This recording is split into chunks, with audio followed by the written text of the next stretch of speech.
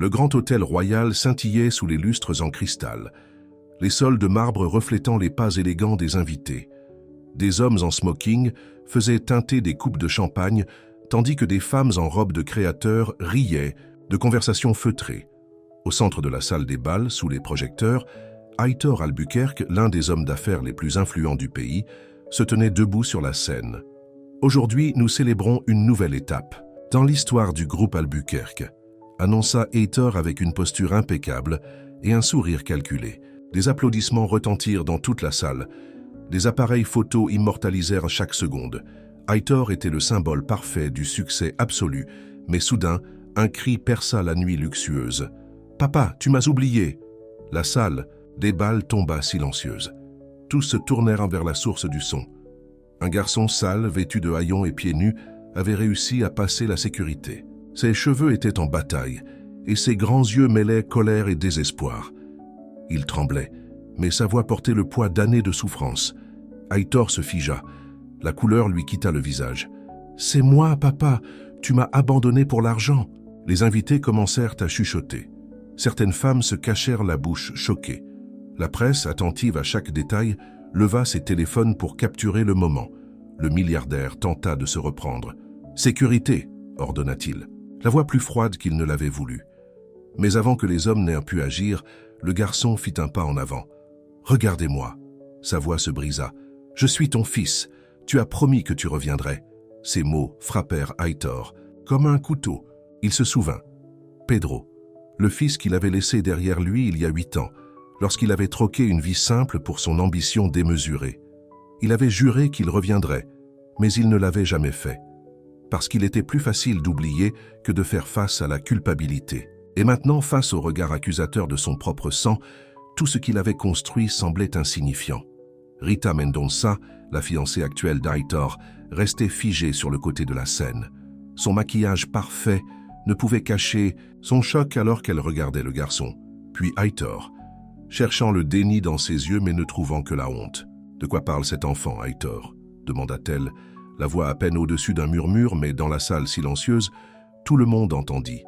Carlos Albuquerque, le frère et associé d'Heitor, s'approcha rapidement de la sécurité. « Sortez ce gamin d'ici », ordonna-t-il. « Il est clairement confus ou cherche de l'argent. » Mais les agents de sécurité hésitèrent, regardant Heitor pour confirmation. Ils n'avaient jamais vu leur patron aussi bouleversé. Pedro ne voulait pas d'argent, de luxe ou d'excuses creuses. Il voulait juste savoir pourquoi. Pourquoi avait-il été abandonné? Pourquoi n'était-il pas assez? Le milliardaire ferma les yeux, sentant le poids de ce qu'il avait fait. Puis, devant tout le monde, il descendit de la scène. Silence absolu. Heitor s'agenouilla devant le garçon. Sa voix, étranglée par l'émotion, s'échappa dans un murmure « Pardonne-moi, fils ». Les larmes contenues de Pedro éclatèrent.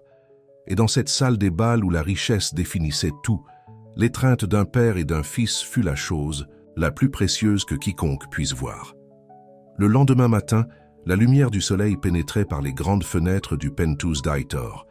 Pedro était assis mal à l'aise au bord d'un canapé en cuir qui coûtait probablement plus que tout ce que sa mère avait possédé. Il regarda autour de lui les œuvres d'art modernes accrochées au mur, les décorations en cristal, la vue de la ville en contrebas. Tout était si différent du petit appartement où il avait grandi. « As-tu faim ?» demanda Heitor, toujours incertain de la façon de se comporter avec son fils. Pedro hocha la tête silencieusement. Rita entra dans le salon, ses talons hauts claquant sur le sol en marbre. Elle avait essayé de sourire au garçon, mais il y avait de la tension dans ses yeux. « J'ai demandé à Donna Céleste de préparer le petit déjeuner, » dit-elle, faisant référence à la gouvernante. « Qu'aimes-tu manger, Pedro ?»« N'importe quoi, » marmonna le garçon, sans la regarder. Carlos entra dans l'appartement, sans frapper le visage rouge de colère. « As-tu perdu la tête, Heitor? La presse est en folie. Notre action a chuté de 5 points ce matin. Baisse le ton, » avertit Heitor, lançant un coup d'œil à Pedro.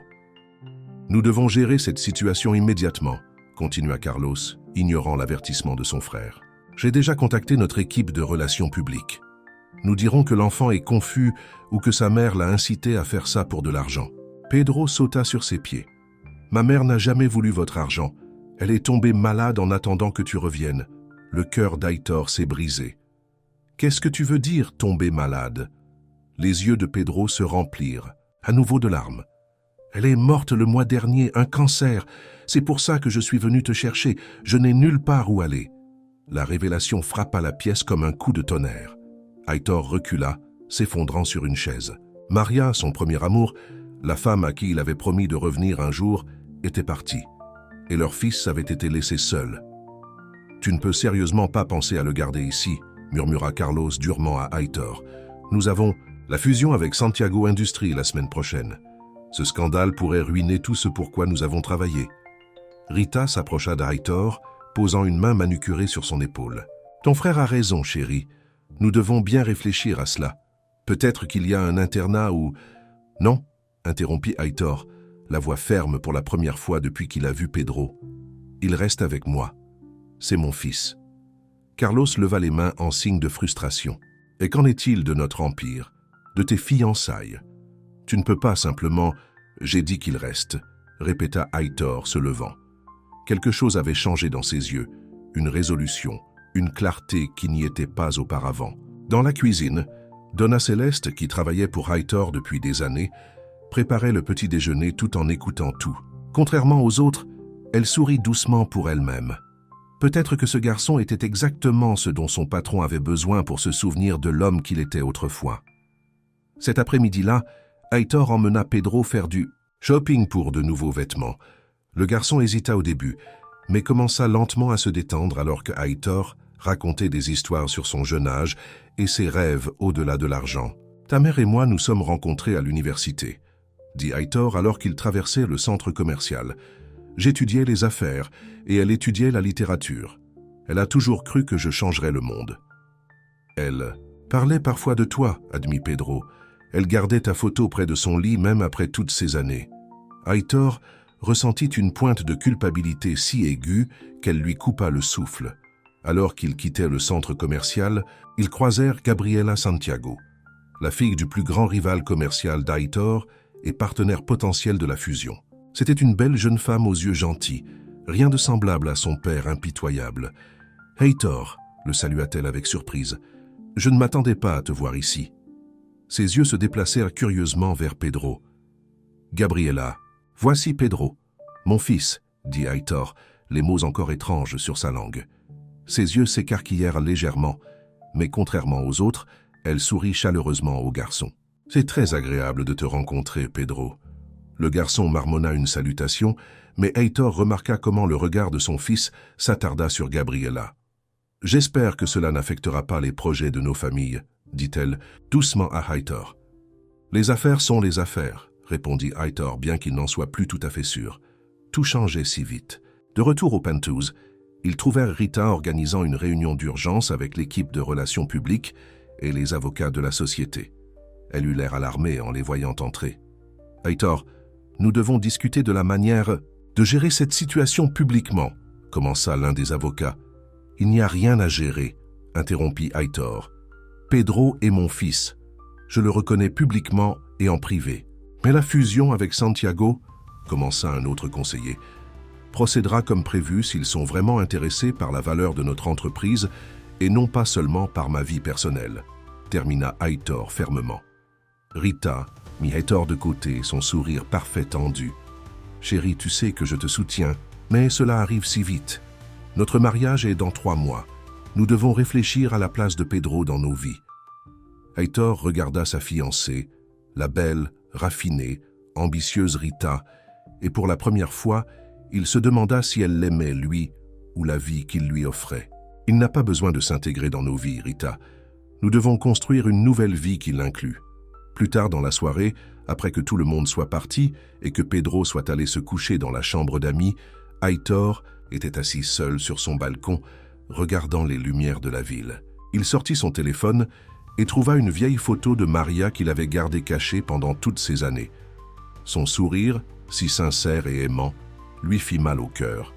« Je suis désolé, » murmura-t-il à l'image. « Je vais m'occuper de notre fils maintenant, je le promets. » À l'intérieur du Penthouse, à l'insu d'Aitor, Pedro ne dormait pas.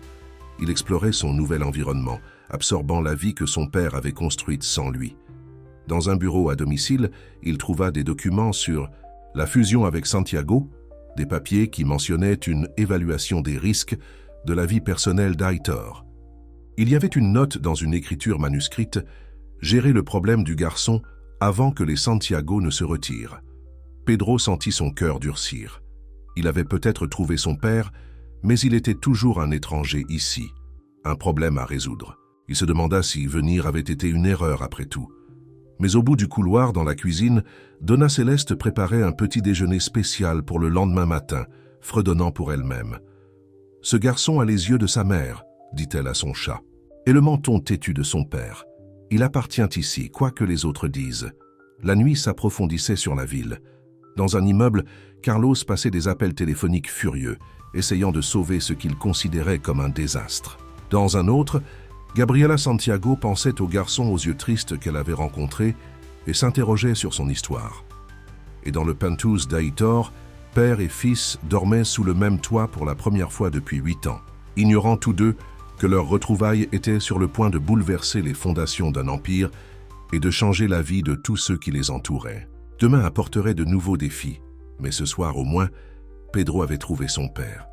Et Aitor avait reçu une seconde chance qu'il n'avait jamais pensé avoir, une chance de se souvenir de qui il était avant que le pouvoir et l'argent n'aient tordu son cœur. Le soleil du matin pénétrait à travers les stores de la chambre d'amis où Pedro avait passé sa première nuit dans le penthouse de son père. Il ouvrit lentement les yeux, momentanément confus par la douceur du matelas et des draps de soie, si différents du lit usé qu'il partageait avec sa mère dans leur petit appartement. La réalité le rattrapa. Sa mère était partie. Il vivait avec un père qui l'avait abandonné, et tous ceux qui l'entouraient semblèrent le considérer comme un problème à résoudre. Un léger coup à la porte interrompit ses pensées. Donna Céleste, la gouvernante, jeta un coup d'œil à l'intérieur avec un sourire chaleureux. « Bonjour, jeune homme, j'ai préparé le petit déjeuner. Votre père vous attend dans la salle à manger. » Pedro s'habilla avec l'une des nouvelles tenues qu'Aitor lui avait achetées la veille. Les vêtements étaient étranges, trop parfaits, trop chers. Lorsqu'il entra dans la salle à manger, il trouva Aitor assis seul à une table immense, lisant des rapports financiers sur sa tablette. « Te voilà », dit Aitor en levant les yeux. Son sourire semblait sincère mais incertain.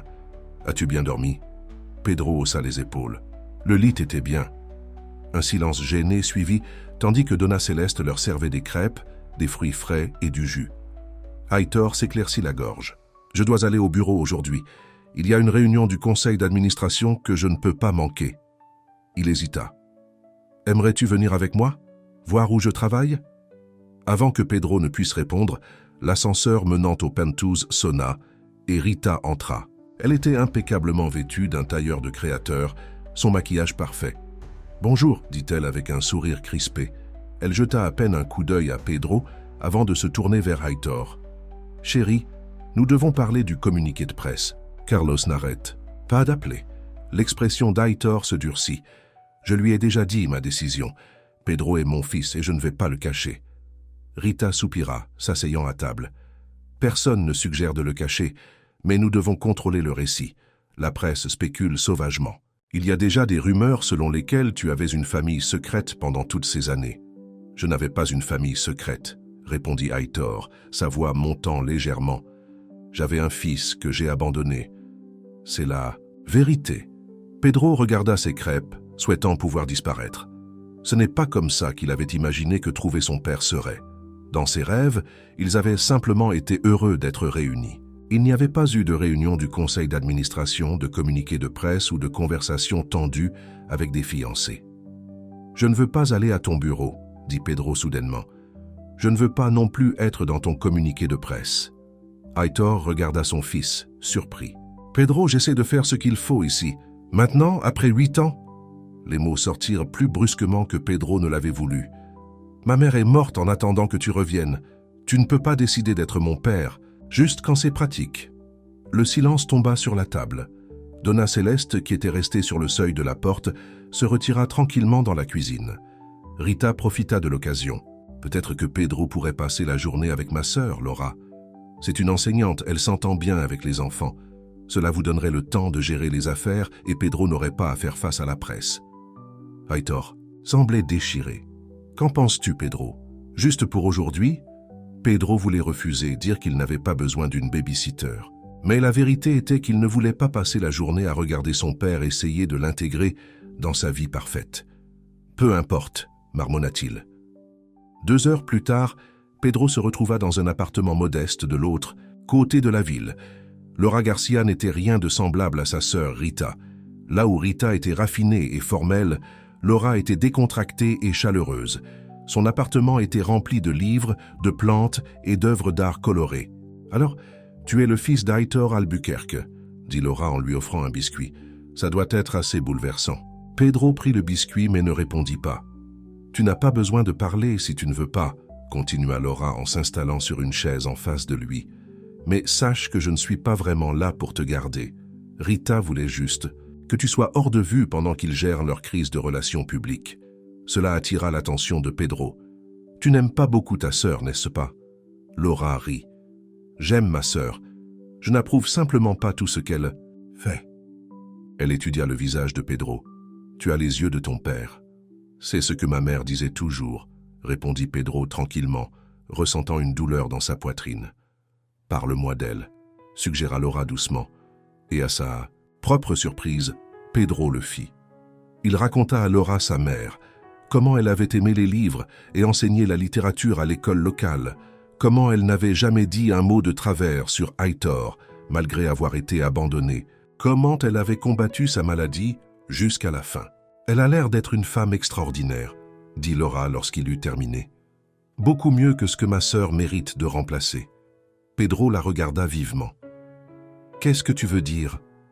Laura sembla réaliser qu'elle avait trop dit. « Rien. Oublie que j'ai dit quoi que ce soit. » Mais Pedro ne voulait pas laisser tomber. « Tu ne penses pas que Rita aime vraiment mon père, n'est-ce pas ?» Laura soupira. « C'est compliqué, Pedro. Ton père est un homme puissant. Beaucoup de gens veulent des choses de lui. » Avant que Pedro ne puisse insister davantage, son téléphone sonna. C'était Aitor qui prenait des nouvelles. La conversation fut brève et tendue. Aitor promit de venir le chercher après la réunion du conseil d'administration. Après avoir raccroché, Pedro trouva Laura le regardant avec sympathie. « Ce n'est pas facile, n'est-ce pas? Découvrir que tes parents ne sont pas ceux que tu croyais qu'ils étaient. »« Je ne sais pas ce que je croyais, » admit Pedro. « Je savais juste que je n'avais nulle part où aller. » Laura tendit la main et serra sa main. « Peut-être que c'est là que tu étais censé être depuis le début. » À la tour Albuquerque, Aitor était assis à la tête d'une longue table de conférence, entouré de membres du conseil d'administration et de cadres. Son frère, Carlos, arpentait près des fenêtres, incapable de cacher son agitation. « La fusion avec Santiago est le plus gros marché que nous ayons jamais poursuivi, » disait Carlos. « Leurs conditions étaient claires, pas de scandale, pas de surprise. Et maintenant ça c'est mon fils, » dit Aitor fermement. « Et si Santiago Industries ne peut pas accepter que j'ai un enfant, peut-être que nous ne devrions pas faire affaire avec eux du tout. » Plusieurs membres du conseil d'administration échangèrent des regards inquiets. « C'est facile à dire pour toi, » rétorqua Carlos. « Tu as déjà fait ta fortune. Certains d'entre nous ont encore quelque chose à prouver. » La pièce tomba silencieuse face à ce commentaire amer. La tension entre les frères avait toujours été là, bouillonnant, sous la surface, mais l'arrivée de Pedro l'avait mise au grand jour. « J'ai rédigé une simple déclaration », interrompit le directeur des relations publiques, essayant de désamorcer la situation. « Elle reconnaît que Pedro est votre fils d'une relation précédente, exprime votre joie d'être réunis et demande le respect de la vie privée pendant cette période d'adaptation familiale. » Aitor acquiesça pour approuver. « Envoyez-la cet après-midi. » La réunion était sur le point de s'ajourner lorsque Victor Santiago lui-même entra dans la salle sans prévenir. Le patriarche âgé de Santiago Industries se tenait avec l'autorité d'un homme habitué à obtenir ce qu'il voulait. Sa fille Gabriela le suivait, l'air mal à l'aise. « Albuquerque, » dit Santiago s'adressant à Aitor d'un hochement de tête froid.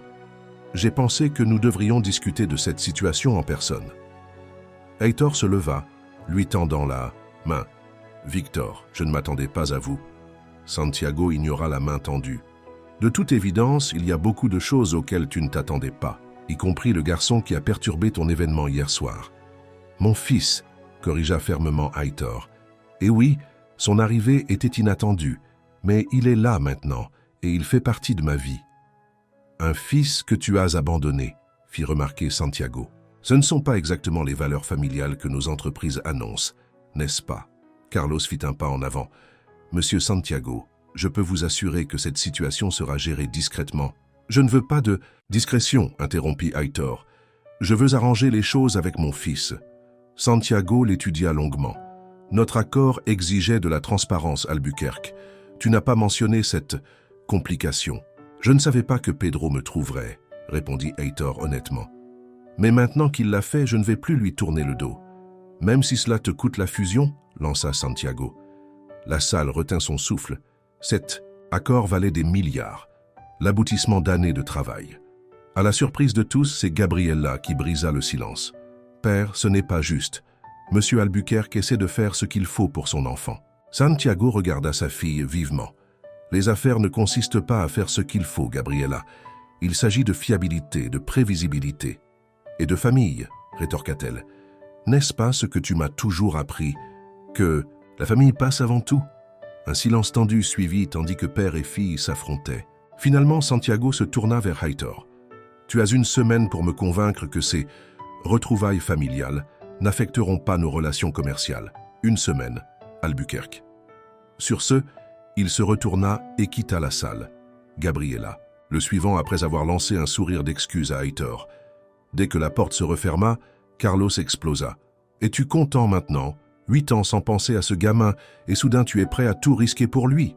Surveille-toi, Carlos, avertit Aitor, la voix dangereusement basse. Pourquoi? Parce que tu t'es soudainement souvenu que tu as une conscience? Carlos rit amèrement.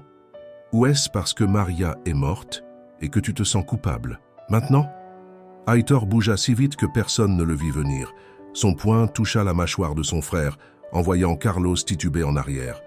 Des soupirs remplirent la pièce, tandis que les cadres se précipitaient pour séparer les frères. « Ne mentionne plus jamais son nom », siffla Aitor, redressant son costume. Réunion ajournée.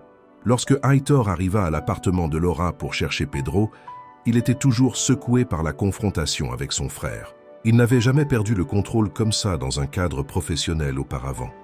Quelque chose changeait en lui, quelque chose qu'il ne pouvait pas tout à fait comprendre. Il fut surpris de trouver Pedro et Laura en train de rire autour d'un jeu de société, paraissant complètement à l'aise l'un avec l'autre. « Tu es en avance », remarqua Laura, son sourire s'estompant légèrement lorsqu'elle vit la tension sur le visage d'Aitor. « Tout va bien ?»« Bien », répondit sèchement Aitor. « Pedro, es-tu prêt à partir ?» Pedro regarda les adultes, sentant que quelque chose n'allait pas. « Je suppose. » Sur le trajet de retour au penthouse, Pedro brisa le silence gênant. « Laura est gentille, pas comme Rita. » Aitor lança un coup d'œil à son fils. Le grand hôtel royal étincelait sous les lustres en cristal, les sols de marbre reflétant les pas élégants des invités. Des hommes en smoking faisaient teinter des coupes de champagne, tandis que des femmes en robe de créateur riaient de conversations feutrées. Au centre de la salle des bals, sous les projecteurs, Aitor Albuquerque, l'un des hommes d'affaires les plus influents du pays, se tenait debout sur la scène. « Aujourd'hui, nous célébrons une nouvelle étape dans l'histoire du groupe Albuquerque », annonça Aitor avec une posture impeccable et un sourire étudié. Des applaudissements retentirent dans toute la salle. Des appareils photos immortalisèrent chaque seconde.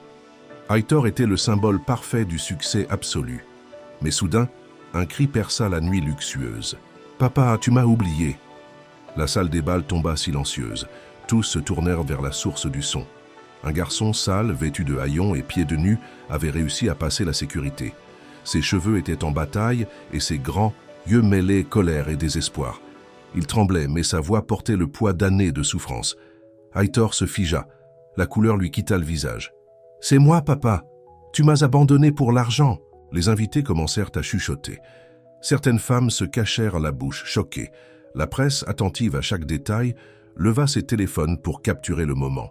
Le milliardaire tenta de se reprendre. « Sécurité !» ordonna-t-il, la voix plus froide qu'il ne l'avait voulu. Mais avant que les hommes n'aient pu agir, le garçon fit un pas en avant. « Regardez-moi !» Sa voix se brisa. « Je suis ton fils. Tu as promis que tu reviendrais. » Ces mots frappèrent Aitor. comme un couteau. Il se souvint. Pedro, le fils qu'il avait laissé derrière lui il y a 8 ans, lorsqu'il avait troqué une vie simple pour son ambition démesurée. Il avait juré qu'il reviendrait, mais il ne l'avait jamais fait, parce qu'il était plus facile d'oublier que de faire face à la culpabilité. Et maintenant, face au regard accusateur de son propre sang, tout ce qu'il avait construit semblait insignifiant. Rita Mendonça, la fiancée actuelle de Aitor, restait figée sur le côté de la scène. Son maquillage parfait ne pouvait cacher son choc alors qu'elle regardait le garçon, puis Aitor, cherchant le déni dans ses yeux mais ne trouvant que la honte. « De quoi parle cet enfant, Aitor ?» demanda-t-elle, la voix à peine au-dessus d'un murmure, mais dans la salle silencieuse. Tout le monde entendit. Carlos Albuquerque, le frère et associé d'Aitor, s'approcha rapidement de la sécurité. « Sortez ce gamin d'ici !» ordonna-t-il. « Il est clairement confus ou cherche de l'argent. » Mais les agents de sécurité hésitèrent, regardant Aitor pour confirmation. Ils n'avaient jamais vu leur patron aussi bouleversé. Pedro ne voulait pas d'argent, de luxe ou d'excuses creuses. Il voulait juste savoir pourquoi. Pourquoi avait-il été abandonné? Pourquoi n'était-il pas assez? Le milliardaire ferma les yeux, sentant le poids de ce qu'il avait fait. Puis, devant tout le monde, il descendit de la scène. Silence absolu. Aitor s'agenouilla devant le garçon. Sa voix, étranglée par l'émotion, s'échappa dans un murmure. « Pardonne-moi, fils. » Les larmes contenues de Pedro éclatèrent. Et dans cette salle des bals où la richesse définissait tout, l'étreinte d'un père et d'un fils fut la chose la plus précieuse que quiconque puisse voir. Le lendemain matin, la lumière du soleil pénétrait par les grandes fenêtres du penthouse d'Aitor. Pedro était assis mal à l'aise au bord d'un canapé en cuir qui coûtait probablement plus que tout ce que sa mère avait possédé. Il regarda autour de lui les œuvres d'art modernes accrochées aux murs, les décorations en cristal, la vue de la ville en contrebas. Tout était si différent du petit appartement où il avait grandi. « As-tu faim ?» demanda Aitor, toujours incertain de la façon de se comporter avec son fils. Pedro hocha la tête silencieusement. Rita entra dans le salon, ses talons hauts claquant sur le sol en marbre. Elle avait essayé de sourire au garçon, mais il y avait de la tension dans ses yeux. « J'ai demandé à Donna Céleste de préparer le petit déjeuner, » dit-elle, faisant référence à la gouvernante. « Qu'aimes-tu manger, Pedro ?»« N'importe quoi, » marmonna le garçon, sans la regarder. Carlos entra dans l'appartement sans frapper le visage rouge de colère. « As-tu perdu la tête, Aitor? La presse est en folie. Notre action a chuté de 5 points ce matin. » « Baisse le ton, » avertit Aitor, lançant un coup d'œil à Pedro. « Nous devons gérer cette situation immédiatement, » continua Carlos, ignorant l'avertissement de son frère. « J'ai déjà contacté notre équipe de relations publiques. Nous dirons que l'enfant est confus ou que sa mère l'a incité à faire ça pour de l'argent. » Pedro sauta sur ses pieds. « Ma mère n'a jamais voulu votre argent. Elle est tombée malade en attendant que tu reviennes. » Le cœur d'Aitor se brisa. « Qu'est-ce que tu veux dire, tomber malade ?» Les yeux de Pedro se remplirent à nouveau de larmes. « Elle est morte le mois dernier. Un cancer. C'est pour ça que je suis venu te chercher. Je n'ai nulle part où aller. » La révélation frappa la pièce comme un coup de tonnerre. Aitor recula, s'effondrant sur une chaise. Maria, son premier amour, la femme à qui il avait promis de revenir un jour, était partie. Et leur fils avait été laissé seul. « Tu ne peux sérieusement pas penser à le garder ici, » murmura Carlos durement à Aitor. « Nous avons la fusion avec Santiago Industries la semaine prochaine. Ce scandale pourrait ruiner tout ce pour quoi nous avons travaillé. » Rita s'approcha d'Aitor, posant une main manucurée sur son épaule. « Ton frère a raison, chérie. Nous devons bien réfléchir à cela. Peut-être qu'il y a un internat ou... » « Non, » interrompit Aitor, la voix ferme pour la première fois depuis qu'il a vu Pedro. « Il reste avec moi. C'est mon fils. » Carlos leva les mains en signe de frustration. « Et qu'en est-il de notre empire? De tes fiançailles? Tu ne peux pas simplement... »« J'ai dit qu'il reste, » répéta Aitor se levant. Quelque chose avait changé dans ses yeux.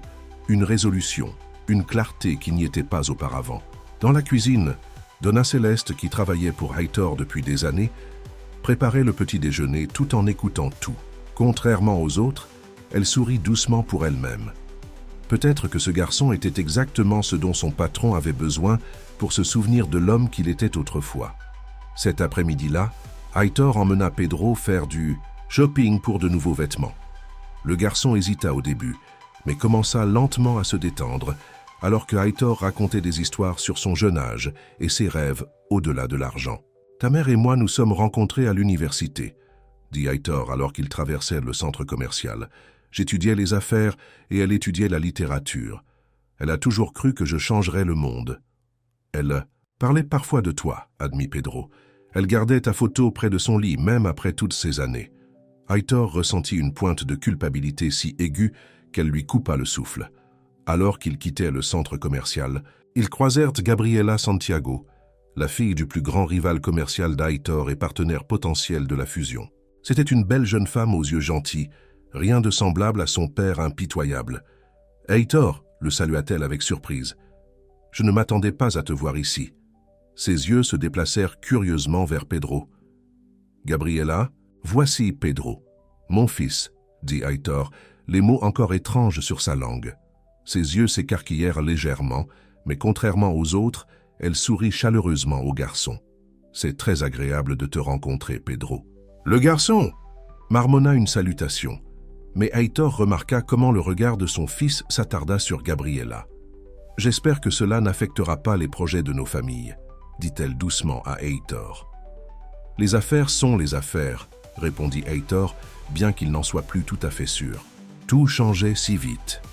De retour au Penthouse, ils trouvèrent Rita organisant une réunion d'urgence avec l'équipe de relations publiques et les avocats de la société. Elle eut l'air alarmée en les voyant entrer. « Aitor, nous devons discuter de la manière de gérer cette situation publiquement, » commença l'un des avocats. « Il n'y a rien à gérer, » interrompit Aitor. « Pedro est mon fils. Je le reconnais publiquement et en privé. Mais la fusion avec Santiago, » commença un autre conseiller, procédera comme prévu s'ils sont vraiment intéressés, par la valeur de notre entreprise, et non pas seulement par ma vie personnelle, termina Aitor fermement. Rita mit Aitor de côté, son sourire parfait tendu. « Chérie, tu sais que je te soutiens, mais cela arrive si vite. Notre mariage est dans 3 mois.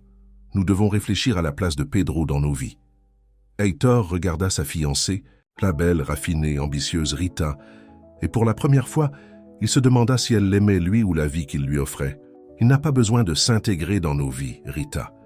Nous devons construire une nouvelle vie qui l'inclut.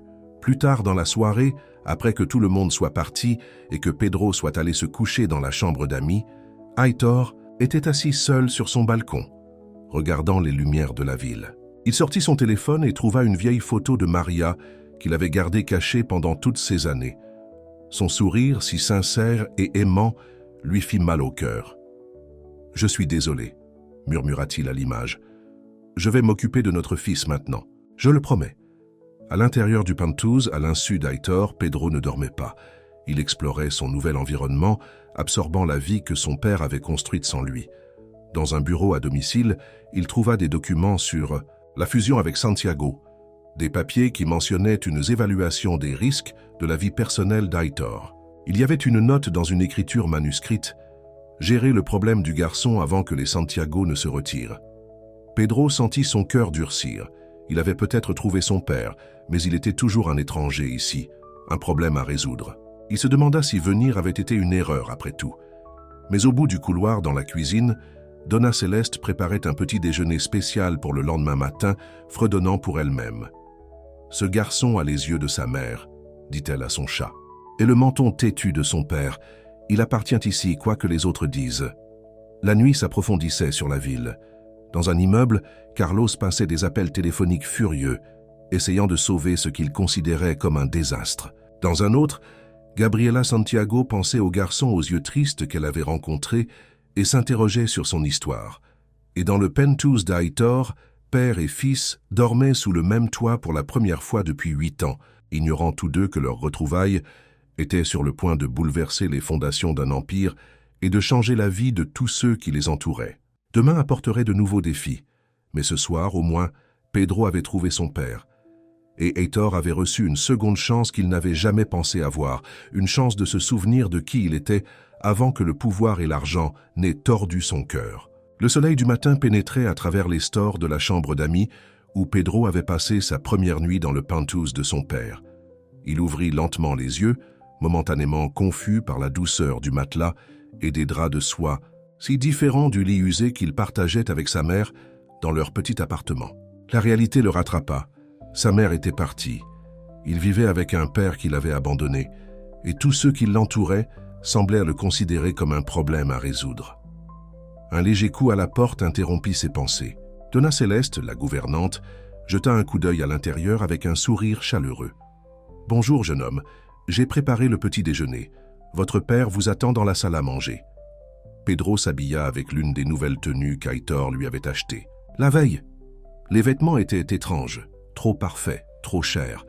Lorsqu'il entra dans la salle à manger, il trouva Aitor assis seul à une table immense, lisant des rapports financiers sur sa tablette. « Te voilà, » dit Aitor, en levant les yeux. Son sourire semblait sincère mais incertain. « As-tu bien dormi ?» Pedro haussa les épaules. Le lit était bien. Un silence gêné suivit tandis que Donna Céleste leur servait des crêpes, des fruits frais et du jus. Aitor s'éclaircit la gorge. « Je dois aller au bureau aujourd'hui. Il y a une réunion du conseil d'administration que je ne peux pas manquer. » Il hésita. « Aimerais-tu venir avec moi? Voir où je travaille ?» Avant que Pedro ne puisse répondre, l'ascenseur menant au penthouse sonna, et Rita entra. Elle était impeccablement vêtue d'un tailleur de créateur, son maquillage parfait. « Bonjour !» dit-elle avec un sourire crispé. Elle jeta à peine un coup d'œil à Pedro avant de se tourner vers Aitor. « Chérie, nous devons parler du communiqué de presse. Carlos n'arrête pas d'appeler. » L'expression d'Aitor se durcit. « Je lui ai déjà dit ma décision. Pedro est mon fils et je ne vais pas le cacher. » Rita soupira, s'asseyant à table. « Personne ne suggère de le cacher, mais nous devons contrôler le récit. La presse spécule sauvagement. Il y a déjà des rumeurs selon lesquelles tu avais une famille secrète pendant toutes ces années. Je n'avais pas une famille secrète, répondit Aitor, sa voix montant légèrement. J'avais un fils que j'ai abandonné. C'est la vérité. Pedro regarda ses crêpes, souhaitant pouvoir disparaître. Ce n'est pas comme ça qu'il avait imaginé que trouver son père serait. Dans ses rêves, ils avaient simplement été heureux d'être réunis. Il n'y avait pas eu de réunion du conseil d'administration, de communiqué de presse ou de conversation tendue avec des fiancés. « Je ne veux pas aller à ton bureau, » dit Pedro soudainement. « Je ne veux pas non plus être dans ton communiqué de presse. » Aitor regarda son fils, surpris. « Pedro, j'essaie de faire ce qu'il faut ici. Maintenant, après 8 ans, les mots sortirent plus brusquement que Pedro ne l'avait voulu. « Ma mère est morte en attendant que tu reviennes. Tu ne peux pas décider d'être mon père, juste quand c'est pratique. » Le silence tomba sur la table. Donna Céleste, qui était restée sur le seuil de la porte, se retira tranquillement dans la cuisine. Rita profita de l'occasion. « Peut-être que Pedro pourrait passer la journée avec ma sœur, Laura. C'est une enseignante, elle s'entend bien avec les enfants. Cela vous donnerait le temps de gérer les affaires, et Pedro n'aurait pas à faire face à la presse. » Aitor semblait déchiré. « Qu'en penses-tu, Pedro? Juste pour aujourd'hui ?» Pedro voulait refuser, dire qu'il n'avait pas besoin d'une babysitter. Mais la vérité était qu'il ne voulait pas passer la journée à regarder son père, essayer de l'intégrer dans sa vie parfaite. « Peu importe, » marmonna-t-il. 2 heures plus tard, Pedro se retrouva dans un appartement modeste de l'autre côté de la ville. Laura Garcia n'était rien de semblable à sa sœur Rita. Là où Rita était raffinée et formelle, Laura était décontractée et chaleureuse. Son appartement était rempli de livres, de plantes et d'œuvres d'art colorées. « Alors, tu es le fils d'Aitor Albuquerque » dit Laura en lui offrant un biscuit. « Ça doit être assez bouleversant. » Pedro prit le biscuit mais ne répondit pas. « Tu n'as pas besoin de parler si tu ne veux pas » continua Laura en s'installant sur une chaise en face de lui. « Mais sache que je ne suis pas vraiment là pour te garder. Rita voulait juste que tu sois hors de vue pendant qu'ils gèrent leur crise de relations publiques. » Cela attira l'attention de Pedro. « Tu n'aimes pas beaucoup ta sœur, n'est-ce pas ?» Laura rit. « J'aime ma sœur. Je n'approuve simplement pas tout ce qu'elle fait. » Elle étudia le visage de Pedro. « Tu as les yeux de ton père. C'est ce que ma mère disait toujours, » répondit Pedro tranquillement, ressentant une douleur dans sa poitrine. « Parle-moi d'elle, » suggéra Laura doucement. Et à sa propre surprise, Pedro le fit. Il raconta à Laura sa mère comment elle avait aimé les livres et enseigné la littérature à l'école locale, comment elle n'avait jamais dit un mot de travers sur Aitor, malgré avoir été abandonnée, comment elle avait combattu sa maladie jusqu'à la fin. « Elle a l'air d'être une femme extraordinaire, » dit Laura lorsqu'il eut terminé. « Beaucoup mieux que ce que ma sœur mérite de remplacer. » Pedro la regarda vivement. « Qu'est-ce que tu veux dire ?» Laura sembla réaliser qu'elle avait trop dit. « Rien. Oublie que j'ai dit quoi que ce soit. » Mais Pedro ne voulait pas laisser tomber. « Tu ne penses pas que Rita aime vraiment mon père, n'est-ce pas ?» Laura soupira. « C'est compliqué, Pedro. Ton père est un homme puissant. Beaucoup de gens veulent des choses de lui. » Avant que Pedro ne puisse insister davantage, son téléphone sonna. C'était Heitor qui prenait des nouvelles. La conversation fut brève et tendue. Heitor promit de venir le chercher après la réunion du conseil d'administration. Après avoir raccroché, Pedro trouva Laura le regardant avec sympathie. « Ce n'est pas facile, n'est-ce pas? Découvrir que tes parents ne sont pas ceux que tu croyais qu'ils étaient. Je ne sais pas ce que je croyais, » admit Pedro. « Je savais juste que je n'avais nulle part où aller. » Laura tendit la main et serra sa main. « Peut-être que c'est là que tu étais censé être depuis le début. » À la tour Albuquerque, Heitor était assis à la tête d'une longue table de conférence, entouré de membres du conseil d'administration et de cadres. Son frère Carlos arpentait près des fenêtres, incapable de cacher son agitation. « La fusion avec Santiago est le plus gros marché que nous ayons jamais poursuivi, » disait Carlos. Leurs conditions étaient claires, pas de scandale. Pas de surprise. Et maintenant ça c'est mon fils, dit Heitor fermement. Et si Santiago Industries ne peut pas accepter que j'ai un enfant, peut-être que nous ne devrions pas faire affaire avec eux du tout. Plusieurs membres du conseil d'administration échangèrent des regards inquiets. C'est facile à dire, pour toi, rétorqua Carlos. Tu as déjà fait ta fortune. Certains d'entre nous ont encore quelque chose à prouver. La pièce tomba silencieuse face à ce commentaire amer. La tension entre les frères avait toujours été là, bouillonnant. Sous la surface, mais l'arrivée de Pedro l'avait mise au grand jour. « J'ai rédigé une simple déclaration », interrompit le directeur des relations publiques, essayant de désamorcer la situation. « Elle reconnaît que Pedro est votre fils d'une relation précédente, exprime votre joie d'être réunis et demande le respect de la vie privée pendant cette période d'adaptation familiale. » Heitor acquiesça pour approuver. « Envoyez-la cet après-midi. » La réunion était sur le point de s'ajourner lorsque Victor Santiago lui-même entra dans la salle sans prévenir. Le patriarche âgé de Santiago Industries se tenait avec l'autorité d'un homme habitué à obtenir ce qu'il voulait. Sa fille Gabriela le suivait, l'air mal à l'aise. « Albuquerque, » dit Santiago s'adressant à Heitor d'un hochement de tête froid. « J'ai pensé que nous devrions discuter de cette situation en personne. » Heitor se leva, lui tendant la main.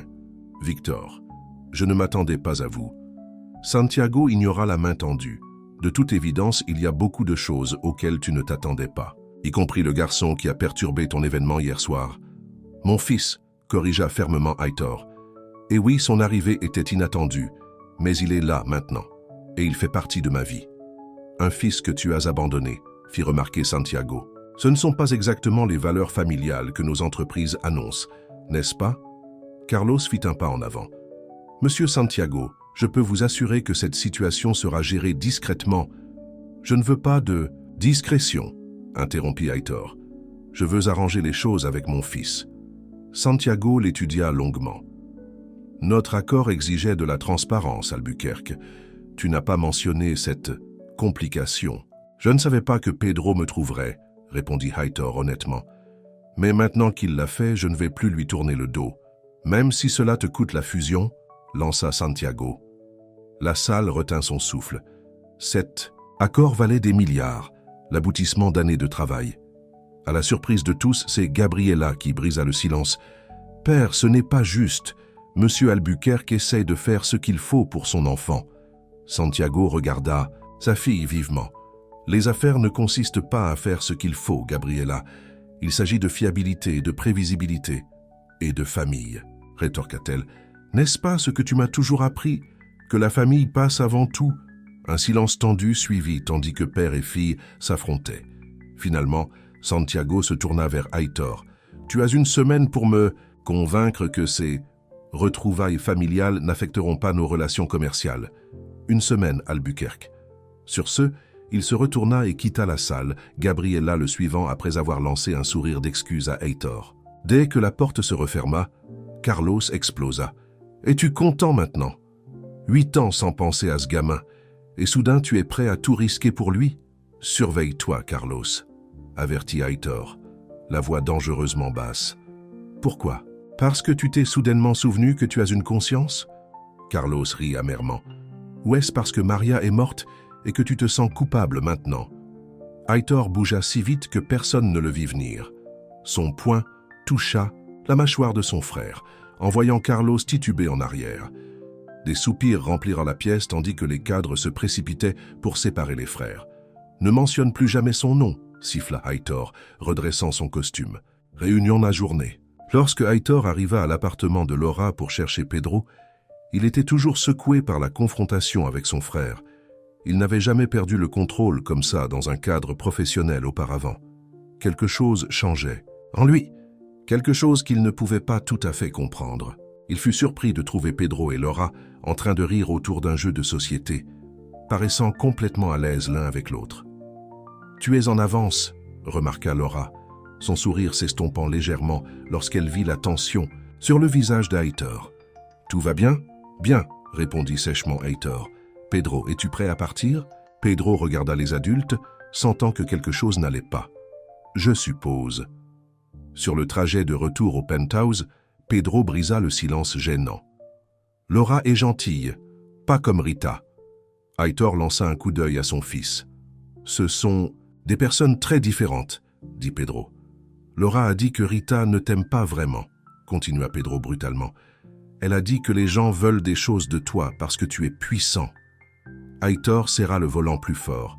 « Laura ne devrait pas discuter de ma relation avec toi. »« Pourquoi pas? Ça me concerne aussi, non ?» rétorqua Pedro. « Si tu épouses Rita, elle sera ma belle-mère. » La pensée n'était visiblement pas venue à l'esprit d'Aitor auparavant. Il resta silencieux, considérant les implications. Lorsqu'ils arrivèrent au penthouse, ils trouvèrent Rita organisant un dîner avec plusieurs personnalités importantes de la haute société. Elle eut l'air surprise de les voir rentrer plus tôt. « Aitor, Pedro, je ne vous attendais pas avant plus tard. » Elle se reprit rapidement, faisant un geste vers ses invités. « Nous venions juste de discuter du gala de charité du mois prochain. » Pedro remarqua comment les invités le regardaient, avec une curiosité à peine dissimulée. Il entendit des chuchotements, vit la façon dont ils se penchaient les uns vers les autres derrière des mains manucurées. Il était un spectacle pour eux, le fils abandonné qui était revenu pour compliquer la vie parfaite d'Aitor Albuquerque. « Je vais dans ma chambre », annonça-t-il, sans attendre de réponse. Dans la chambre d'amis qui n'était pas vraiment la sienne, Pedro sortit son téléphone et regarda la dernière photo qu'il avait prise avec sa mère. Elle était déjà malade à ce moment-là, maigre et pâle, mais toujours souriante. « Je n'appartiens pas ici, maman », murmura-t-il à l'image. « Ces gens ne sont pas comme nous. » Un léger coup frappa à la porte. À sa surprise, ce n'était ni Aitor ni Donna Céleste, mais Gabriela Santiago. Elle se tenait sur le seuil, l'air indécise. « Ton père a dit que je pouvais venir te dire bonjour », expliqua-t-elle. « J'étais au dîner quand vous êtes entrés. » Pedro essuya rapidement ses yeux. « Pourquoi voudriez-vous me dire bonjour ?» Gabriela entra dans la pièce, s'asseyant à côté de lui sur le lit. « Parce que je sais ce que c'est que de se sentir déplacé dans sa propre famille. » Quelque chose dans sa voix fit croire Pedro.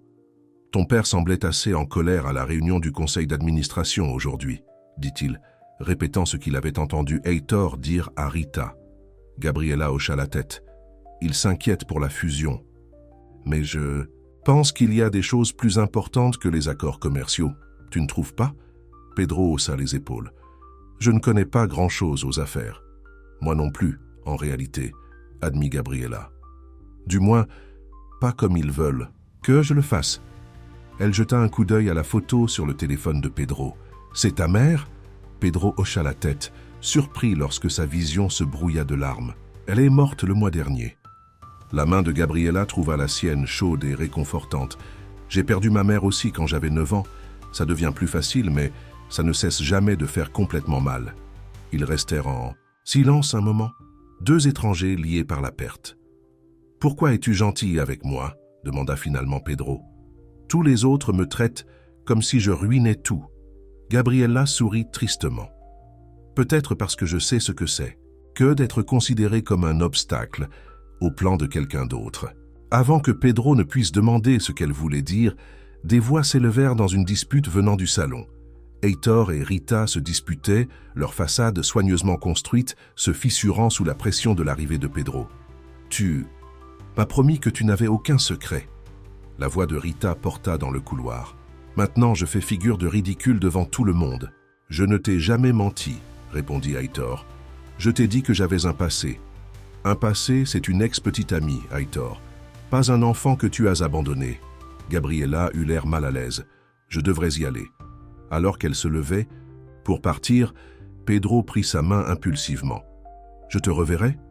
Quelque chose dans son expression s'adoucit. « Je l'espère, Pedro.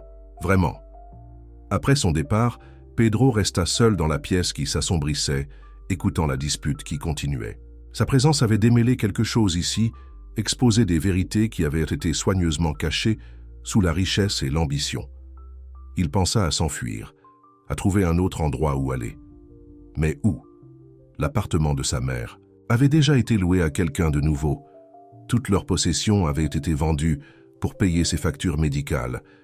Et malgré tout, une petite partie de lui voulait rester. Voulait connaître le père qu'il avait laissé derrière, Louis. Voulait comprendre pourquoi l'argent et le pouvoir avaient été plus importants que l'amour. Devant sa fenêtre, les lumières de la ville clignotèrent une à une, créant une tapisserie d'étoiles artificielles. Quelque part dans ce vaste paysage urbain se trouvait le petit cimetière où sa mère avait été enterrée. Et quelque part aussi se trouvaient les réponses à des questions qu'il portait toute sa vie. Pedro s'endormit avec la photo de sa mère serrée contre sa poitrine, ignorant que dans le couloir, Heitor regardait sa propre copie de la photo de la même femme, se demandant comment il avait pu tout si mal faire. Une semaine s'était écoulée depuis l'entrée dramatique de Pedro dans la vie d'Heitor. Le choc initial s'était installé dans une routine inconfortable. Chaque matin, ils partageaient un petit déjeuner silencieux. Leur conversation était hésitante et prudente. Heitor allait travailler, et Pedro passait ses journées à explorer le penthouse ou à s'asseoir avec Donna Céleste dans la cuisine, écoutant ses histoires sur une époque avant qu'Heitor ne devienne riche et puissant. « Ton père n'a pas toujours été comme ça, » dit-elle à Pedro pendant qu'elle pétrissait de la pâte à pain. « Quand j'ai commencé à travailler pour lui, il vivait dans un petit appartement. Il travaillait jour et nuit, mais il souriait plus à cette époque. » Pedro picora une grappe de raisin du bol de fruits. « Connaissiez-vous ma mère ?» Donna Céleste fit une pause, ses mains couvertes de farine planant au-dessus de la pâte. « Maria ? Oui, je l'ai rencontrée quelquefois. Elle était magnifique. Pas comme ces femmes avec trop de maquillage et de vêtements de créateur. Elle avait un vrai sourire. Elle lança un coup d'œil à Pedro. Comme le tien, quand tu oublies d'être en colère. Pedro détourna le regard, mal à l'aise de la facilité avec laquelle la gouvernante semblait le lire. La sonnette sonna, et Donna Céleste essuya ses mains sur son tablier. Ce doit être mademoiselle Laura. Elle a dit qu'elle pourrait passer aujourd'hui. Effectivement, Laura Garcia entra dans la cuisine quelques instants plus tard, apportant avec elle une énergie qui manquait dans le penthouse sombre. « Voici mon élève préféré », dit-elle en ébouriffant les cheveux de Pedro. Au cours de la semaine écoulée, elle l'avait aidé à rattraper le retard scolaire qu'il avait accumulé après la mort de sa mère. « Je ne suis pas ton élève », protesta Pedro, mais il souriait. Laura posa une pile de livres sur la table. « Pas officiellement, mais on peut arranger ça. J'ai parlé au proviseur de mon école. Il y a une place pour toi au semestre d'automne, si tu le veux. » Pedro la regarda, surpris. « Tu as fait ça pour moi ?»« Bien sûr !» répondit Laura comme si c'était la chose la plus naturelle au monde. « L'éducation n'attend personne, pas même les fils de milliardaires avec des drames familiaux compliqués. » Pour la première fois depuis des jours, Pedro rit. Donna Céleste échangea un regard reconnaissant avec Laura par-dessus la tête du garçon. Leur séance d'études fut interrompue par l'arrivée de Rita, les bras chargés de sacs de shopping. Son expression s'aigrit lorsqu'elle vit sa sœur. « Laura, je ne savais pas que tu venais aujourd'hui. Je ne savais pas que j'avais besoin d'un rendez-vous pour voir mon neveu, » répondit Laura froidement. Pedro leva les yeux sur ce mot, « neveu ». Personne n'avait encore défini sa relation avec Rita, et le fait d'entendre Laura le revendiquer comme membre de sa famille lui donna un sentiment inattendu d'appartenance. Les lèvres de Rita se pincèrent. « Pedro n'est pas ton neveu. Heitor et moi ne sommes pas encore mariés. » Encore étant le mot-clé, murmura Laura à voix basse. Rita ignora le commentaire, se tournant vers Pedro. Je t'ai apporté quelques affaires pour le gala de charité de demain soir. Toutes les familles importantes seront là et nous devons nous assurer que tu as l'air du rôle. » Pedro lança un coup d'œil au sac de boutique cher. « Je n'irai à aucun gala. » Le calme soigneusement entretenu de Rita se brisa. « Ce n'est pas facultatif, Pedro. Ton père a spécifiquement demandé ta présence. Les Santiago seront là, et après la scène de la réunion du conseil d'administration de la semaine dernière, nous devons présenter un front uni. » Laura se leva, posant une main protectrice sur l'épaule de Pedro. « C'est un garçon de 13 ans qui vient de perdre sa mère, Rita. Pas un accessoire pour ta stratégie de relations publiques. » Les sœurs se lancèrent des contrairement à certains. Mon intérêt pour le bien-être de Pedro n'est motivé par aucun intérêt personnel. L'implication était claire, et le visage de Rita se durcit. « Pedro, rentre maintenant, ton père. »« T'attends. Vas-y, » l'encouragea Gabriela doucement. « Souviens-toi de ce que je t'ai dit. » Quand Pedro rentra dans la salle des bals, il la trouva bourdonnante d'excitation. Un groupe s'était rassemblé autour d'Aitor, qui serrait la main de Santiago. Les photographes immortalisaient le moment sous tous les angles.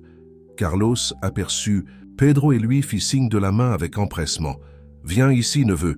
Ça y est, la fusion est validée. » Pedro rejoignit le groupe à contre-cœur. Aitor lui passa un bras autour des épaules, mais quelque chose clochait. Le sourire de son père n'atteignait pas ses yeux, et une tension physique se dégageait de lui que Pedro sentait à travers le tissu coûteux de son costume. Les industries Santiago et le groupe Albuquerque sont fiers d'annoncer leur fusion historique, déclara Aitor à l'intention de la presse. Ensemble, nous créerons le plus grand conglomérat de l'histoire du pays. Des applaudissements éclatèrent autour d'eux. Santiago leva sa coupe de champagne. Au nouveau départ et aux solides héritages familiaux. Tout le monde porta le toast, mais Pedro remarqua qu'Aitor toucha à peine à son champagne. Quelque chose n'allait pas. Plus tard, alors que la fête continuait autour d'eux, Pedro trouva un moment pour s'approcher de son père seul. « Qu'as-tu découvert aujourd'hui » demanda-t-il directement. « Gabriela a dit que tu avais appris quelque chose qui t'avait bouleversé. » Aitor sembla surpris par la question. Il jeta un coup d'œil autour de lui pour s'assurer que personne n'écoutait, puis conduisit Pedro dans une alcôve tranquille, à l'écart de la foule. « Ta mère a essayé de me contacter, » dit Aitor, la voix rauque d'émotion. « Quand elle est tombée malade, elle voulait que je le sache, qu'on soit là pour toi. Mais les messages ne m'ont jamais atteint. » Pedro ressentit une vague de colère. « Pourquoi devrais-je le croire? Tu essaies juste de te sentir à mieux. C'est la vérité, » insista Aitor. « Carlos a intercepté ses appels, ses lettres. Il pensait protéger nos affaires, mais il m'aidait en réalité à me cacher de ma plus grande erreur.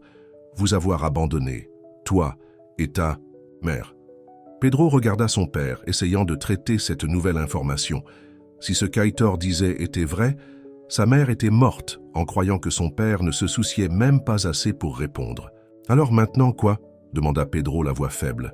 « Tu as signé la fusion, tu as obtenu ce que tu voulais. » Aitor regarda la foule étincelante, les riches, les puissants, les gens qu'il avait passé sa vie adulte à essayer d'impressionner. Puis il regarda son fils. « Ce que je veux, » dit Aitor lentement, comme s'il venait de s'en rendre compte lui-même. « C'est être le père que tu mérites. L'homme que ta mère croyait que je pouvais être. » Pour la première fois, depuis leur retrouvaille, Pedro vit quelque chose de sincère dans les yeux de son père. Des regrets, de la douleur et un espoir désespéré de rédemption.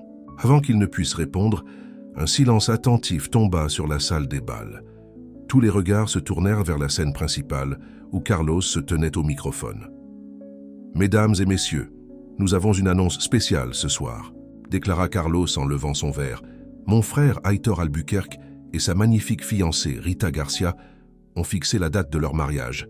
Dans 1 mois, nous assisterons à l'union de 2 des familles les plus importantes de notre ville. » La foule éclata en applaudissements et en félicitations. Rita rayonnait sous les attentions, se dirigeant vers la scène pour rejoindre Carlos. Pedro regarda son père avec confusion. « Tu ne savais pas pour ça, n'est-ce pas ?» L'expression « Aitor était devenu de pierre. »« Non, dit-il doucement. Je ne savais pas. » Alors que Rita faisait signe à Aitor de la rejoindre sur scène, Pedro ressentit un frisson. Les pièces commençaient à s'assembler. La manipulation de Carlos, l'ambition de Rita, la fusion qui semblait plus importante que la vie des « Jean, qu'est-ce que tu vas faire ?» demanda Pedro. Heitor rajusta sa cravate, sa mâchoire serrée dans la détermination. « Quelque chose que j'aurais dû faire il y a longtemps. » Il regarda Pedro, son expression s'adoucissant. « Veux-tu me soutenir ?»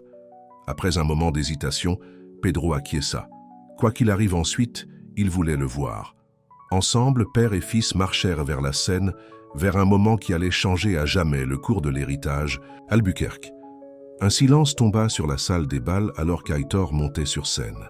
La foule s'attendait à un marié souriant, désireux de partager la joie de son mariage imminent. Au lieu de cela, ils virent un homme dont l'expression parlait de détermination et de colère à peine contenue. Pedro le suivit quelques pas derrière, observant son père avec un mélange de curiosité et d'appréhension. Le sourire de Rita faiblit lorsqu'elle vit le visage d'Heitor. Elle tendit la main pour le prendre, mais il la dépassa pour se rendre au microphone. « Je vous remercie tous d'être venus ce soir », commença Heitor, sa voix ferme malgré la tourmente intérieure. La Fondation Albuquerque a toujours défendu les valeurs familiales et l'intégrité. C'est dans cet esprit que je dois mettre les choses au clair. Un murmure mal à l'aise parcourut la foule. Ce n'était pas le scénario auquel il s'attendait.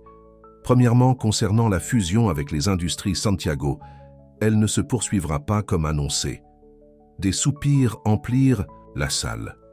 Le visage de Victor Santiago rougit de colère, tandis que Carlos s'avança, essayant d'intervenir. Heitor leva une main pour l'arrêter. Deuxièmement, concernant l'annonce du mariage. Heitor se tourna pour faire face directement à Rita. Il n'y aura pas de mariage. La foule éclata en chuchotements de choc. La parfaite maîtrise de soi de Rita se brisa complètement, son visage se contorsionnant de fureur et d'humiliation. « Qu'est-ce que tu fais ?» siffla-t-elle en attrapant le bras d'Heitor. Il lui ôta doucement mais fermement la main. « Ce que j'aurais dû faire dès le début, dire la vérité. » Carlos se faufila jusqu'au microphone. « Mon frère est manifestement dépassé par les événements récents, dit-il calmement, essayant de sauver la situation. Si nous pouvions tous accorder un peu d'intimité à la famille, plus d'intimité, interrompit Heitor en reprenant le microphone. Plus de secrets. C'est ce qui nous a conduits là.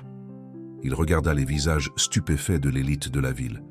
Il y a 8 ans, j'ai fait le choix de poursuivre la richesse et le pouvoir, au détriment des personnes qui contestent plus, la mère de mon enfant et mon fils. Ce fut la pire erreur de ma vie, une erreur dont je paie les conséquences depuis, sans même le savoir. Pedro regarda son père avec incrédulité. Il ne s'attendait jamais à une telle confession publique. J'ai récemment découvert que la mère de mon fils avait essayé de me contacter lorsqu'elle est tombée malade, continua Heitor, la voix légèrement brisée.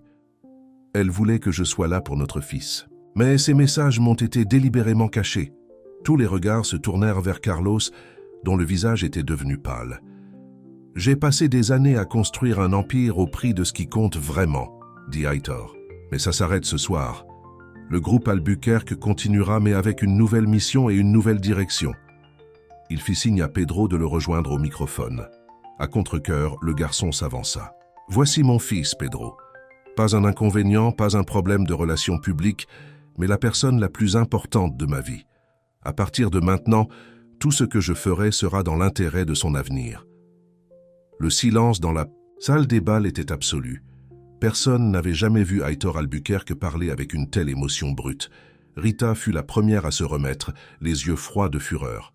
« Tu vas le regretter, » dit-elle assez fort pour que ceux qui étaient à proximité puissent l'entendre.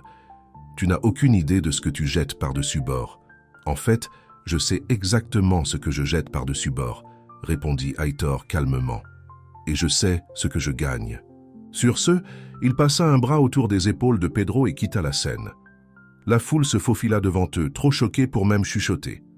Alors qu'ils s'approchèrent de la sortie, Gabriela s'avança, un sourire d'admiration sur le visage.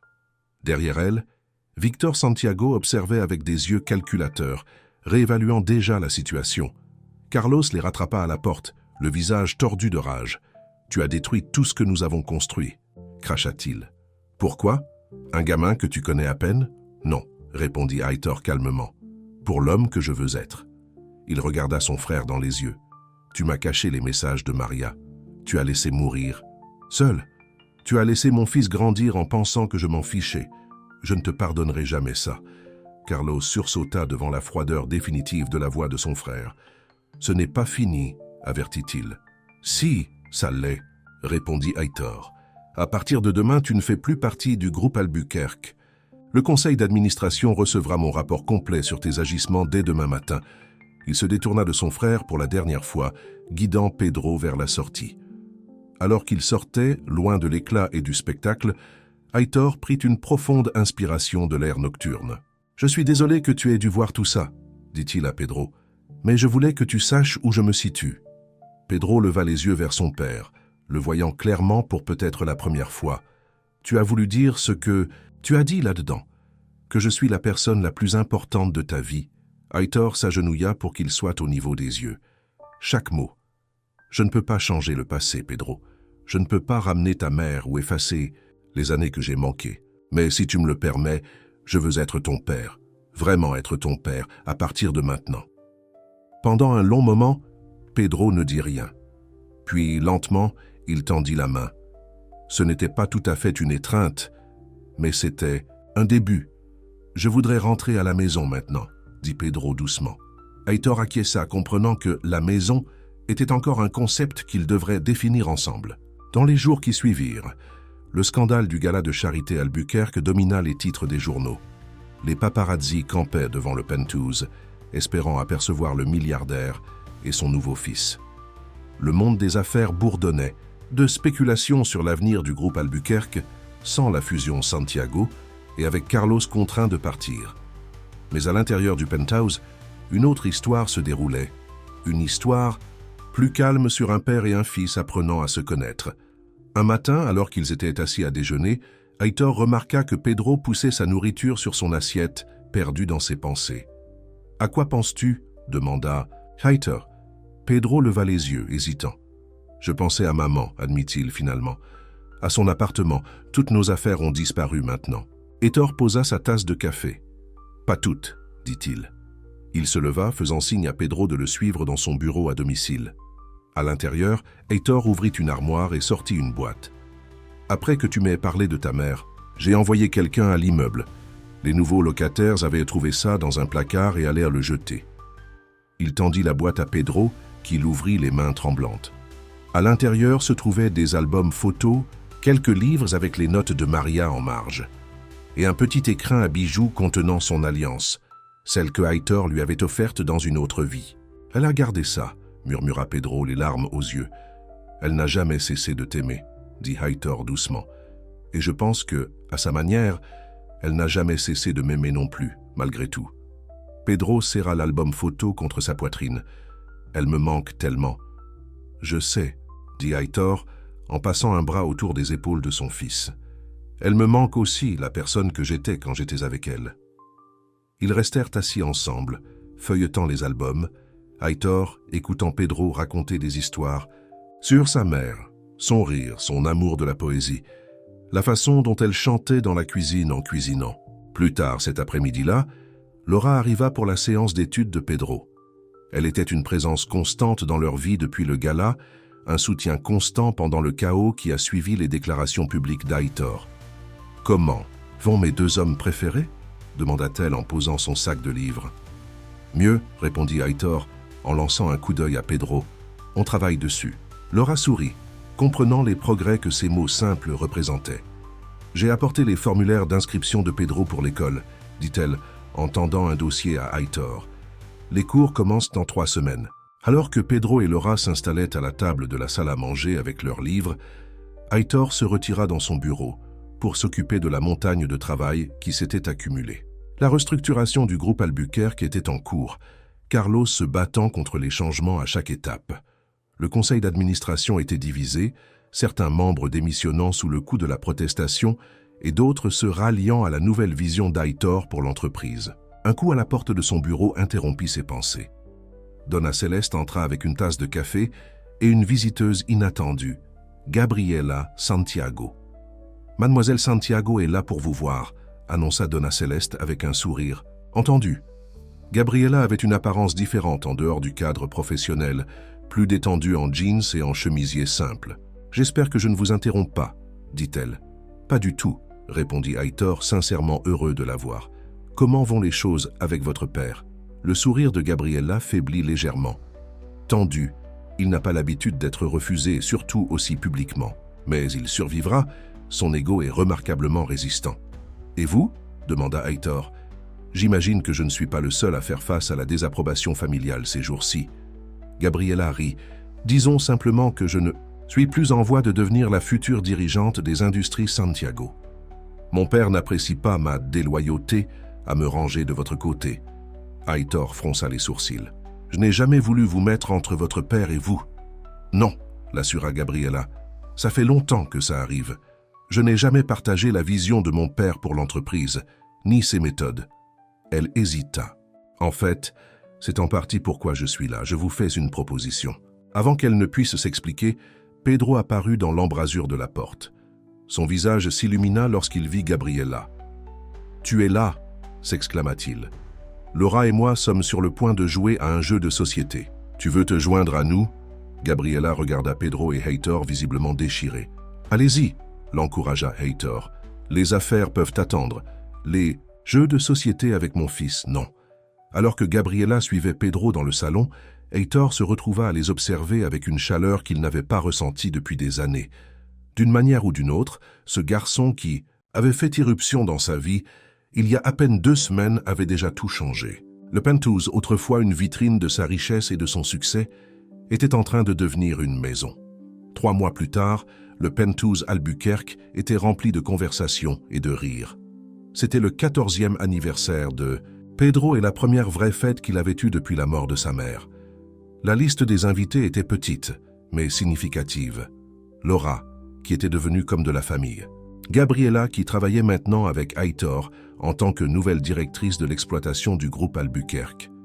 Donna Céleste et son mari, et quelques camarades de classe de Pedro de sa nouvelle école. La transformation de Pedro était remarquable. Le garçon colérique et méfiant qui avait fait irruption au Grand Royal Hotel riait maintenant en ouvrant ses cadeaux, à l'aise dans sa peau et dans sa place dans la vie d'Heitor. Heitor se tint à l'écart, observant la scène avec une joie tranquille. Laura s'approcha, lui tendant un verre de limonade. « Tu as bien fait, » dit-elle en hochant la tête vers Pedro. « Il est heureux. Nous le sommes tous les deux, » répondit Heitor. Au cours des derniers mois, lui et Laura s'étaient rapprochés, leur préoccupation commune pour Pedro évoluant vers quelque chose de plus profond.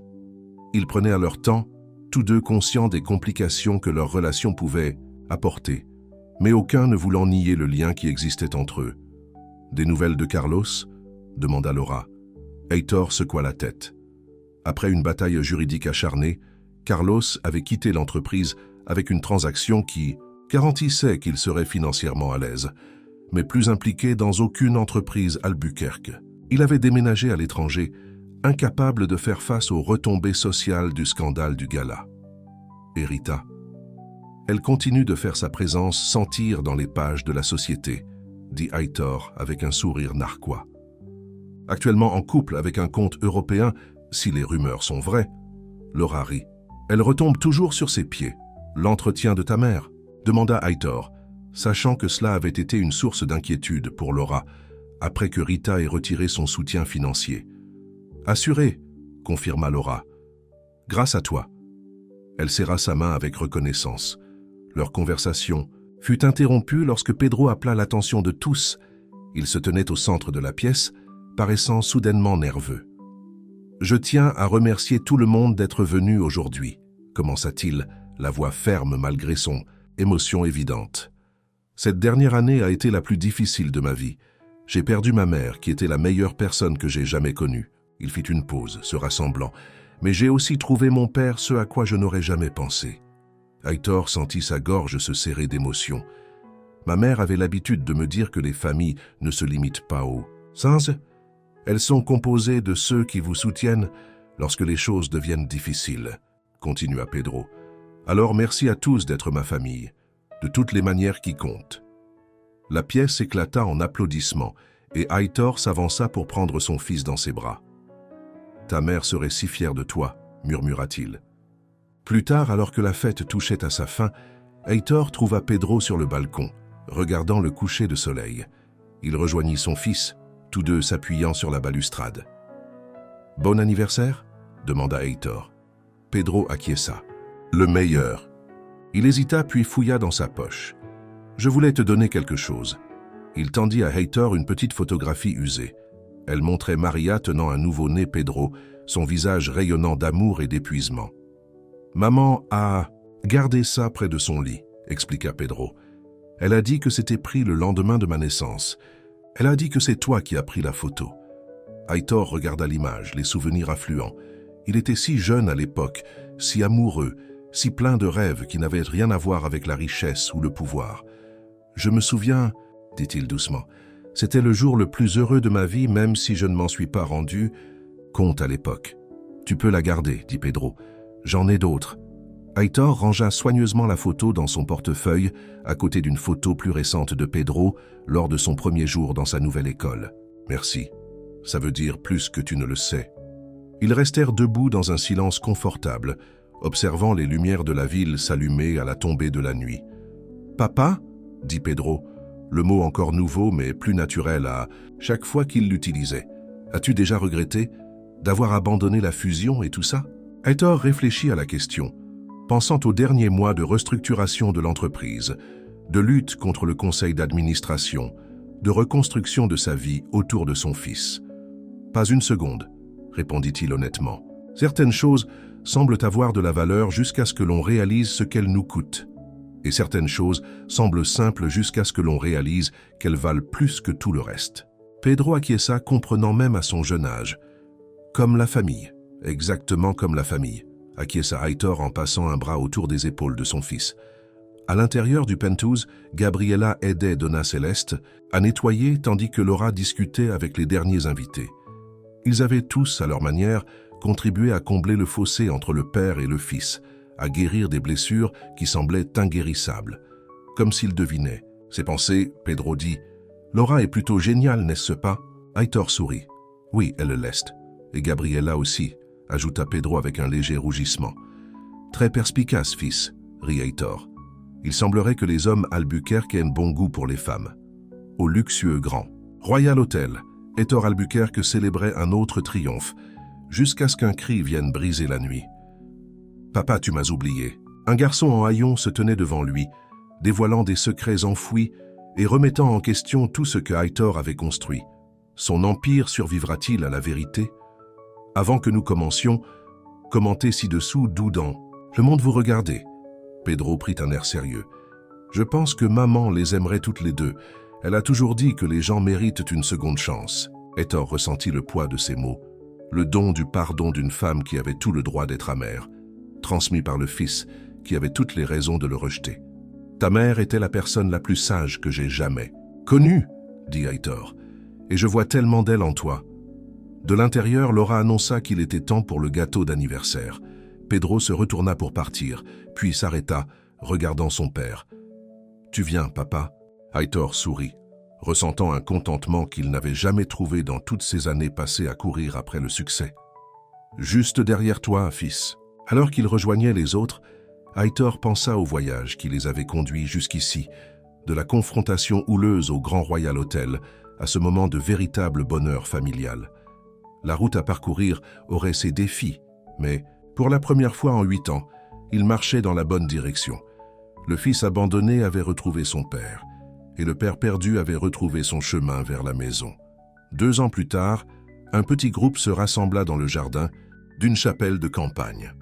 Des fleurs blanches bordèrent l'allée, mais il n'y avait pas de décoration élaborée, pas de presse, pas de photographe de société, juste de la famille et des amis proches. Pedro, maintenant âgé de 16 ans et presque aussi grand que son père, rajusta la cravate d'Heitor. « Nerveux ?» demanda-t-il avec un sourire narquois. « Terrifié », admit Heitor, lissant sa veste de costume pour la 10e fois. « Elle a déjà dit oui », lui rappela Pedro. « C'est la partie difficile. » Heitor rit, s'émerveillant de la sagesse de son fils. « Quand es-tu devenu si intelligent en matière de relations ?» Pedro haussa les épaules, un léger rougissement colorant ses joues. « Gabriela m'a donné des conseils. » La mention de Gabriela fit apparaître un sourire entendu sur le visage d'Heitor. Le béguin de son fils pour l'ancienne héritière Santiago avait évolué vers une amitié étroite qui présentait des signes de devenir peut-être quelque chose de plus au fur et à mesure que Pedro grandissait. Gabriela, maintenant associée à part entière dans le groupe Albuquerque restructuré, était devenue une partie intégrante de leur vie. La musique commença, signalant qu'il était temps. Aitor prit place sous la simple arche fleurie, Pedro se tenant fièrement à ses côtés, en tant que témoin. Les quelques invités se levèrent lorsque Laura apparut au bout de l'allée. Magnifique dans une simple robe blanche, sa sœur Rita étant visiblement absente de la célébration. Alors que Laura marchait vers lui, Aitor ressentit un sentiment tas de boucles bouclées. Son voyage l'avait conduit d'une vie simple avec Maria, à travers des années de richesse et de vide, à ce nouveau départ. Une famille construite sur l'honnêteté et le pardon. Pedro observa le visage de son père, voyant l'amour qui s'y trouvait, et ressentit un profond contentement. Il lui manquait sa mère chaque jour, mais il savait qu'elle serait heureuse pour eux. De sa poche, il toucha le petit médaillon, contenant sa photo. Un rappel qu'elle était toujours avec lui, toujours une partie de cette nouvelle famille qu'ils avaient créée. Alors qu'Aitor et Laura échangèrent leurs vœux, Pedro pensa à la nuit où il avait fait irruption au Grand Royal Hotel, désespéré et seul. Il avait cherché des réponses, quelqu'un à blâmer, une place où appartenir. Il avait trouvé, tout cela et plus encore, il avait trouvé son père, non pas le milliardaire homme d'affaires, mais l'homme que sa mère avait aimé, l'homme qui s'était enfin souvenu de ce qui comptait vraiment. Après la cérémonie, alors que les invités se mêlaient dans le jardin, Aitor trouva un moment seul avec son fils. « Heureux ?» demanda Pedro. Aitor regarda Laura, riant avec Donna Céleste près du gâteau. Gabriela, qui avait risqué ses propres relations familiales pour les soutenir. La célébration simple mais significative, si différente de la vie extravagante qu'il avait jadis poursuivie. « Complètement, répondit Aitor. Tu sais, quand tu es venu me chercher ce soir-là, tu as dit que je t'avais abandonné. »« Pour l'argent. » Pedro grimaça au souvenir. « J'étais en colère. Tu avais raison, dit Aitor. Mais tu m'as aussi sauvé, fils. Tu m'as rappelé qui j'étais vraiment. » Pedro sourit, n'étant plus le fils oublié, mais le cœur d'une famille qui avait été perdue et retrouvée. Alors que Laura les appelait pour les photos, père et fils marchèrent ensemble à travers le jardin, leurs ombres fusionnant dans le soleil de l'après-midi, deux vies autrefois séparées par l'ambition et les regrets, maintenant unies par quelque chose de bien plus précieux que toute fortune. Fin.